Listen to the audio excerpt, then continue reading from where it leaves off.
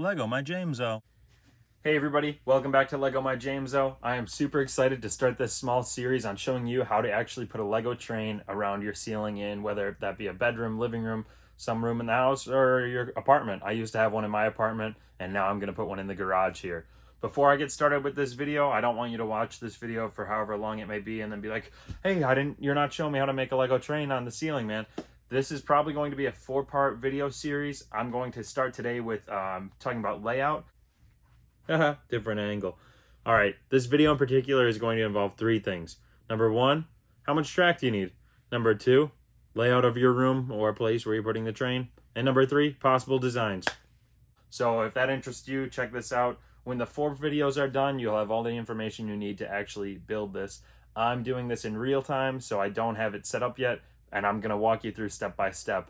I'll show you kind of the one I had in the past, and I'll walk you through everything you'll need to know. So anyway, I'm Lego My Jameso. Please subscribe if you haven't already. If you're enjoying this content, please like it, and definitely subscribe because every Tuesday from now on, I'm going to release a video on helping you put this train on your ceiling. So let's get to it. So one of the first things you want to do is figure out how much train track do you have in your collection to use, or how much will you need to buy.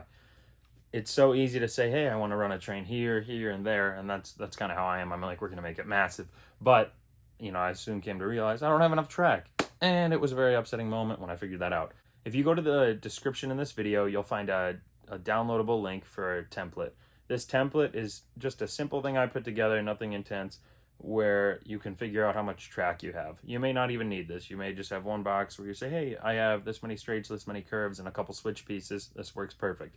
With me, I love my Lego trains. I have a pretty decent collection, so I have track in multiple boxes. I have both plastic track and metal track, so things get complicated. And the more I think about this, I might build, a set of metal rails and a set of plastic. But anyway, so I wanted to figure out how much metal rail do I have for this build. Said, okay, here are the columns. You have your set number or location. Like I said, some of the track is in sets and other pieces of track are just simply in boxes. And then I wrote out where I have, okay, straights, curved, switches to the left, switches to the right, and other. So things like crossing pieces. So, and I just went through everything here. So in box 1, 23 straights, 36 curves, 2 switches, both left and right. Things like this. So the blue train that I used for my intro, that was the train I hung on the previous ceiling I had. And in that bin, when I opened it, I had 52 straight pieces and 22 curves. Long runs against a wall use more straight parts than you actually would think.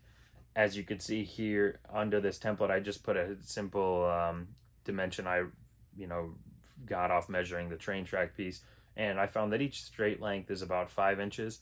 And the curves, when you put 4 of them together and it creates just one a quarter circle, it was about 14 inches on each side. And that's just important for when you're doing a layout of your room. So if I wanted to do the full perimeter of my room, which in a moment I'll show you why I can't do it because of obstructions in the ceiling, it would be 140 straight pieces. So that's a lot. I think I have that. So yeah, we'll see. We'll see if it can be done. But then I won't be able to do other, paths and patterns that I thought of. So anyway, here's the template. Look this up. Just click it. It's in the description. I'll have it as a blank one for you guys to go through. And if you're somebody like me that has multiple trains, you might find this helpful. And you could also do this, download the template twice for putting in both plastic or metal track, whichever you're using. So yeah, there's the template. What size is my room? What are we working with? Where can I put this train? So I'm dealing with a garage here, and I did a small layout. I'll show you that layout now, and yeah, we'll see how that goes. Is it just me, or are my productions getting better? No, I'm working on it. But don't worry, if you subscribe today, all the productions will get better and better because I can hire people. All right, sorry. All right, so I did a brief room layout. All you need, a piece of paper, a pencil, the good old-fashioned way. Yes, love it. Or you can do it on a computer if you're great with it. But so I just quickly drew a rectangle with a ruler, and I know that my room is 22 feet long by 12 feet. It may or may not have some discrepancies, but again, that won't matter until I go to build this actual setup. And then I marked obstructions. So something like, I had just put a key here But right here is an electrical box that's up close, it's high to the ceiling, and it would get in the way, so I'd have to run track around it. And then here there's actually a pipe. I'm in a garage, so this pipe runs up the wall, and then it comes across the ceiling to go to a radiator upstairs. And that it comes off 6 inches from the ceiling, so I made a note of that. So I know I could either run my track around the pipe, or if I do run it under it, I need to drop the bridge low enough that way, or drop the track low enough that way the train doesn't hit the pipe. And again, that will depend on what size train you go with, but you should always make it a little lower. That way you can put other trains on there, or custom build trains that are a little taller. So, and I'll show you that as we continue with this series.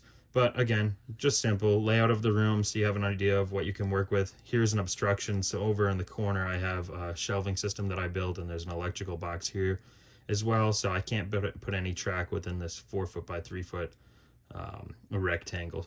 So I just marked that way I would say I'd run the track around it. So that's all you do, a quick look at the ceiling and where you can run track, and then it gives you an idea. And if you say, hey, I have a bunch of obstructions over here, you know, you can just put a train over here. You don't have to do the whole room. I'm trying to do as much as I can because I love the train layout and I can work with it. But sometimes just doing a simple, you know, train from around a corner like this with a bridge right here is perfect. And that's, you know, a nice cost-effective way to build something. And you could run one train around it on the rail. And most of you, if you have a train set or two with some track, you probably have enough to do a nice build like that. That's probably, you know, 4 to 6 feet on both ends here, and then whatever that hypotenuse would be, depending on what sides you have here. Yeah. So, all right, that's the layout, and then let's see what we have here. Ideally, what I'm using the metal rail, I'm trying to do as much as I can, but most likely what my train is going to be is, you know, a simple around the room like this, and it'll come up and it'll go over. And again, we said we had an electrical box here, so I would need the rail to come out like this and come down and over here. So nothing crazy, but that's what I can do for my first set of rail. And then I could always choose to send you know, a piece over this way and tie in right here. And then I could even do like a second oval, or you could do whatever you want. But ideally, that's probably an ideal layout of what I plan to do now. I like to say you could do whatever design you want, but if you're using the metal rail like me, there's something I need to tell you. So with metal rail, you're a little more limited because you cannot do things such as this, where you're trying to turn the train around. With plastic rail, you can simply turn a train around, but with the metal, you cannot, because it creates a short, since you have positive and negative running on the opposite ends of the rail. And so if you can see that, you see the lines kind of match up incorrectly. So with plastic, you can do that. With metal, you cannot. And then, you know, here's some other fun layouts with metal or plastic track, even if you're just putting it on your floor. So that should be enough to get you started on getting your Lego train on your ceiling up and ready. Key parts are truthfully a layout to any project. If you start it with a good layout and you map everything out on where you want it to go, you're less apt to have problems along the way, and you'll have an awesome build when you're done. This isn't too costly. When I get into that in the next video, I'll show you kind of what pieces you need, and then I'll even get into the build, and I'll show you everything as I do it in here. I'm excited for that. But again, downloadable link in the description for that template. Feel free to fill that out to figure out how much train track you have, or just make your own. You don't need mine, but it is there if you want it. And then just simply draw a layout of your room. You don't need to draw a whole layout of the room if you don't, if you're not going to use all of it. But simply measuring the walls where you do plan on running train track is helpful, and then mapping out and figuring out what things may or may not get in the way. As I mentioned in my layout, I have a pipe on the ceiling that comes down about 6 inches, and then I have an electrical box that pops out, as well as some shelves that come off the wall. So I need to run around that, or just, you know, away from it. That way it can still be used, or there won't be any problems. So I'll show you that in coming videos. I hope this has helped you. If it has, please like the video and subscribe if you want to see the rest of the series. It's coming out real soon. Every Tuesday I'll put out a video for the trains. Every Friday I'll put out a Bricklink related video on getting you started with your Bricklink store if you're still watching those. And I think every Saturday from now I'm going to do a set review. So we'll see if I can keep up with that. But for now, I'll definitely do the train videos weekly as well as Bricklink. Thanks for checking out this episode. I hope you're enjoying the content. And if you actually put a train on your ceiling, please send over pictures or videos. I love just seeing them. You know, I had an awesome one in my apartment. So thank you.